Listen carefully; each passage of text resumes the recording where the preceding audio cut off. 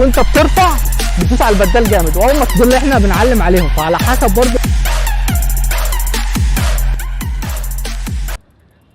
السلام عليكم ورحمه الله وبركاته، انا محمود مصطفى وانت بتتفرج على قناه هاكر العجل. النهارده جايين نعمل موضوع يعني ناس كتير بتطلبه عندي في الكومنتات، اللي هو ازاي اتعلم الرفع. فانا النهارده هعلمكم ازاي ترفعوا، وهجيب حد معايا سيف هعلمه ازاي يرفع. دلوقتي سيف ما بيعرفش يرفع خالص، هعلمه ازاي يرفع ويمشي بالعجله ويكون مستواه كويس. فيلا بينا نشوف ايه الحاجات اللي هنعملها قبل ما نرفع، وايه السيفت المطلوب، وايه الحاجات المطلوبه. يلا بينا نشوف هنعمل ايه. سيف انت لما تيجي ترفع بتعمل العجله كده، تخلي البدال على الوضع ده.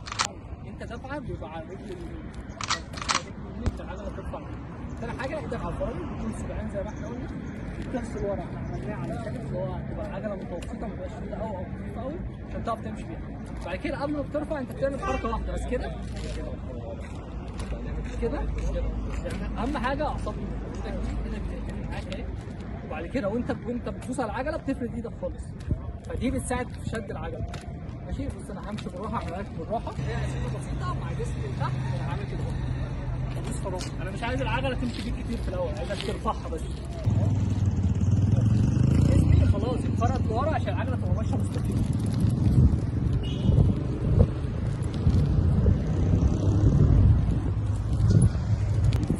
نبتدي اول حاجه بينا اللي هو سيف. اول حاجه لازم يلبس هيلمت، عشان لو وقع لا قدر الله حصل له حاجه، فدي حاجه تفاديه من الاصابات وكده. تاني حاجه اللي ايده بتبقى على الفرامل، ايده مش تبقى زي اي حد بيدوس على الفرامل كده. اي حد يمسك الفرامل بايده كلها كده. احنا هنبقى مختلف شويه غير اي حد، باسبوعين بس كده تمسك باسبوعين هتبقى الفرامل كده. دوس على الفرامل باسبوعين كده يا سيف.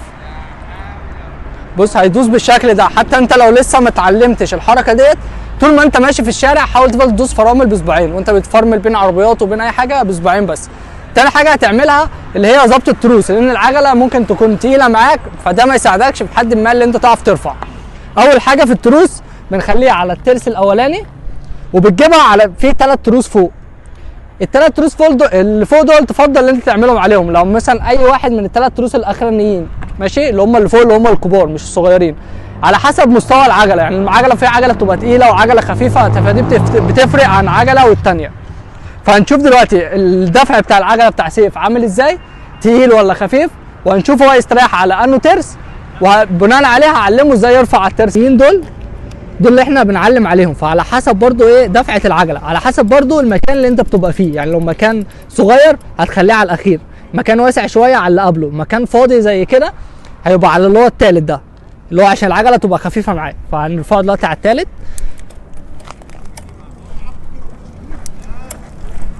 هو كده. بصوا سيف دلوقتي امشي بيها عادي يا سيف، ولف الناحيه دي. العجله تقيله معاك ولا خفيفه؟ لا كويس. شايف دراعك بتتني سنه لقدام كده، المفصل ايدك ده بيتني سنه مع ظهرك. مع دوسه العجله البدال بيبقى كده. يرجع العجله البدال ايوه بيبقى الدفعه كده، انت عندك يمين او شمال، فهي الدفعه بتبقى عندك يمين صح. وانت بتدوس على البدال بتشد جسمك، يعني بتعمل جسمك كده لقدام شويه، وبعد كده وانت بترفع بتدوس على البدال جامد، واول ما ترفع بتدوس سنه فرامل من هنا. دوس فرامل.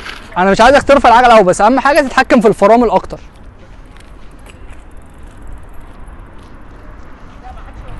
لف تاني ظهرك، يعني حاول تتني جسمك لقدام شويه كده، وبعد كده ترفع جسمك. ايوه كده. تاني.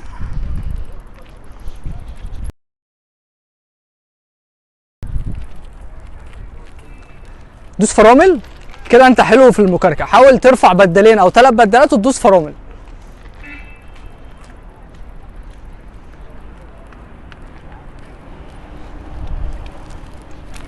حلو.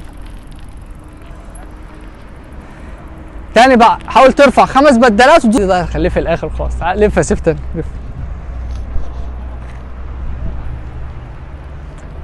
دوس فرامل.